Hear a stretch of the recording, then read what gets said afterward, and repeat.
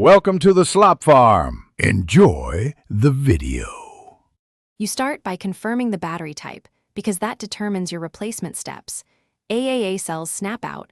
Rechargeable packs require careful unplugging. Once done, power down the shield and remove nearby USB devices to avoid accidental inputs. Then, use a fingernail or small flat pry tool at the bottom seam and work around slowly. You want to separate clips without cracking plastic. Keep clips aligned as you lift the rear cover, so internal components stay seated and easy to access. Now you locate the battery and note the polarity markings so you replace cells correctly. Wrong orientation can damage the remote. For a rechargeable pack, carefully unplug the tiny connector by holding the plug housing, not the wires, because you can rip the connector. If it's AAA cells, slide or lift them out and insert fresh cells observing plus and minus.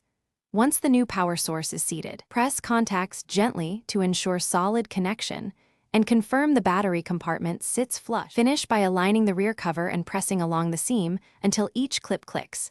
This ensures the case is sealed and buttons won't stick. Then power on the shield and test basic navigation, volume, and voice functions to confirm operation. If the remote is unresponsive, make sure to reseat the battery or pack, clean metal contacts with a cotton swab and isopropyl alcohol, and perform a remote reset or repairing sequence. These steps fix common connection and contact issues. Thanks for watching. Consider subscribing if we helped you today.